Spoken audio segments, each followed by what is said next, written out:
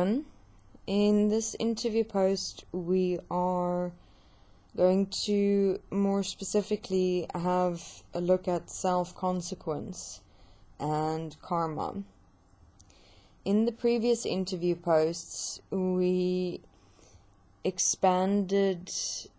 more on understanding how consequence as karma had been deflected, had been channeled literally out of human beings and distributed within and between humanity through the unconscious mind and into the unified consciousness field. And how with the opening of the portal, the unified consciousness field ceased to exist. There are no more unconscious mind connections within and between humanity. That what now exists, where we are unified within, is in and as this physical existence within our own individual physical bodies, and that our minds, our consciousness, the energy that we produce and how we use or substantiate or program that energy and the relationships that we form with energy is inverted and layered and remaining existent within our own minds, our own physical bodies, which thus mean that each and every single individual human being is now absolutely responsible for everything and anything that come up within your mind, that manifest within your physical body, and so within your life experience. So within this, to have a look at more of a reference point in relation to what we've walked in the previous interview, where we said to, for example, draw the circle with 4 circles within it, and connecting those 4 circles, which represented how humanity was interconnected through the unconscious mind, and through the unconscious mind manifested a unified consciousness field, which is what interconnected humanity as what is, for example, interconnecting those 4 circles within the bigger circle. And it's fascinating that in that interconnectedness was more interdimensional, more in relation to consciousness or the mind. And the sole purpose or reason for that interconnectedness was to channel and distribute and deflect consequence or karma, and to through that the unified consciousness field's purpose was to ensure that each human being remain on their pre-programmed life design path. So within this, with the unconscious mind interconnectedness no more existing, with the unified consciousness field no more existing, with one's mind being completely inverted into yourself and your own physical body, you can now, for example, draw the bigger circle with just 4 circles within it, illustrating, for example, that we are now completely individual, yet together within how we are going to face and be facing our own minds, our own consequence. Within this, it's to understand that, in a way, it's actually always been like that, meaning we were always existing within our own minds, with our own physical bodies, with the mind as a reflection, as a mirror that is and represents our actual real beingness nature. I mean, if one reference the reptilian interview series, they very specifically walk the process of how the mind had been created, designed, and programmed, and how the content of what substantiated the mind, meaning the nature of, for example, your thoughts, your imaginations, your backchats, your reactions, whatever comes up in your mind, is in fact a representation of the inherent nature of your beingness. I mean, what comes up in your mind was not something that was pre-programmed. What comes up in your mind represents your actual nature. What the creators of existence basically did, all that they did really, was take your inherent beingness nature, replicate it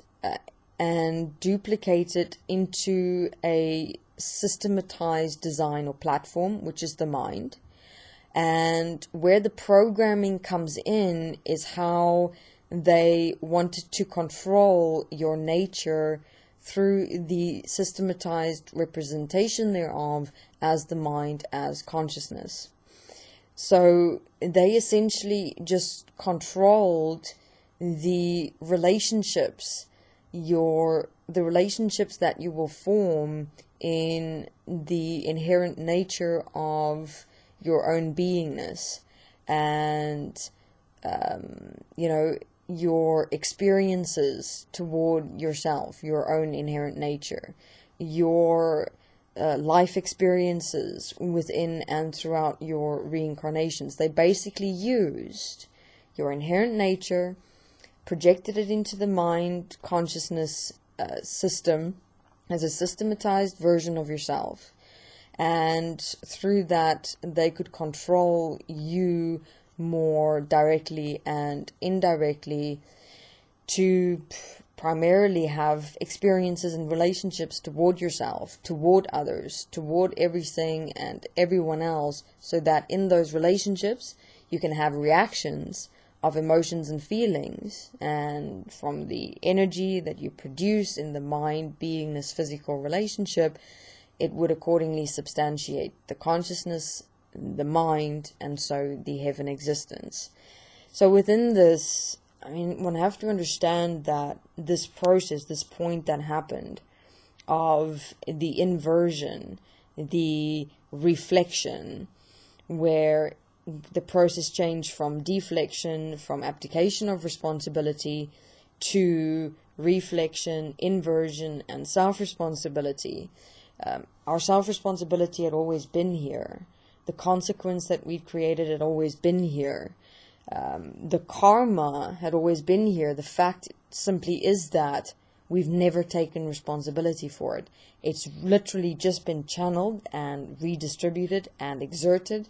and left to accumulate within ourselves, within each other, within our relationships to ourselves, each other, and existence as a whole. And this is primarily also what has contributed to humanity literally being consequence in itself. Our relationships to everything and everyone in existence. I mean, the nature, if one simply just look at this existence, globally, everything within it, it is consequence manifest, because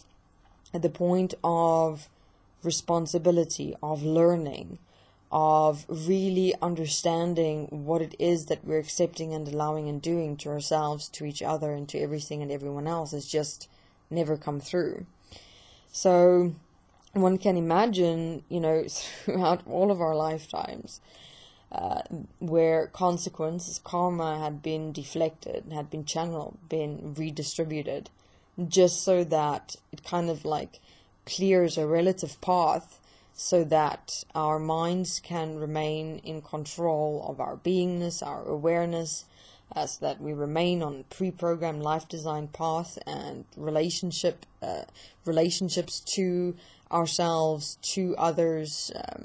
to everything and everyone else, to, through those relationships and reactions, generate emotional and feeling energy. I mean, wherever within existence, within how everything was set up, did we really ever introspect, investigate, reflect, and within that change? And we really haven't. I mean, the entire heaven existence is walking this process as well. I mean, the heaven existence, when the portal opened, I mean, they were completely separate from Earth, from humanity. I mean, there was absolutely no responsibility, no assistance and support, no walking with, no even an inkling of wanting to help with regards to the consequence that was accumulating and merging and manifesting within humanity in the mind, being, spirit, and physical trinity relationships. So the heaven existence are also walking this process of inversion, of reflection, of responsibility, in realizing that, I mean, you know, when before the portal opened, beings crossed over, it was like, you know, all the consequence and karma that being had accumulated, not only for themselves, but in other humans' lives, but in humanity's lives, in this, what was accepted and allowed as life on earth. It's like, oh, I'm dead, I'm free from all the consequence that I've left behind in my life on earth, and now I'm going to heaven. You know, I mean, that was like a deliberate setup in relation to where the heaven existence deliberately kept themselves separate from earth, from humanity, from the consequence that was existent here. I mean, one can hear more about this in how deliberate that separation was in the Journeys into the Afterlife series. I mean, they were really just not interested in coming any closer to Earth or human beings than they had to. They were in absolute fear and petrification, essentially, of the consequence that was out of control within humans' minds, humans' lives, and relationships. All they were interested in was that we produce the energy through emotions and feelings. It gets channeled up into heaven. As long as heaven has its energy, it's happy. And so within this, I mean, those relationships were completely stopped. So, I mean, when you cross over now, and you can hear this in the Life Review interview series, when you cross over now, you face the consequence of your mind being spirit, physical body, relationships that you accepted and allowed. I mean, you see the effects and the consequence of the detail of your total existence in your life, in how it not only affected you, but other human beings in your world and reality, and even expanded to that in seeing how the nature of how you lived your life in relationship to humanity, this world system, you know, the general life on earth, within and on this earth as a whole. I mean, you see and you face everything, and then you align yourself back here into the interdimensional physical existence to take responsibility for it all. So there is no more a consequence-free, karma-free ride when you cross over. You gonna face the consequence, and on a level that is unimaginable. So within this, as we have said, I mean, you know, we really suggest, I mean, in our relationship now, where we are here in this world, you can very clearly see the nature of yourself in your mind. I mean, that nature, whatever comes up in your mind, that was not pre-programmed. That is a direct mirror of your nature as who, how, and what you've in fact always been. The only things that were programmed was your relationships to those parts, the energetic relationships, the emotional and feeling responses to what it is that comes up in your mind, to human beings, to this world and this reality. I mean, there you, for example, getting into, your cultural programming, your knowledge and information definitions, your views, perceptions, ideas, assumptions, beliefs. I mean, those type of things, the knowledge and information, relationships, and particular emotional and feeling reactions and responses to things, yes, that was pre-programmed. But the content and the nature of what comes up within your mind and how you live and what you live and behave and express in thought, word, and deed, all of that is a direct mirror of your nature, your beingness, your who you are. So within this, I mean, we're at Desteni walking an extensive process for you to see, realize, and understand how to take responsibility for yourself, for your mind, to really start investigating and introspecting what it is that you are simply automatically accepting and allowing as life on earth, and why and how things have never changed, because we've never changed, because we couldn't change with not taking responsibility for consequence, for karma that we're directly responsible for. So therefore within this we suggest, because you have your mind, only your mind, that you have to face in this one life, your mind being a mirror of the nature of yourself, your beingness.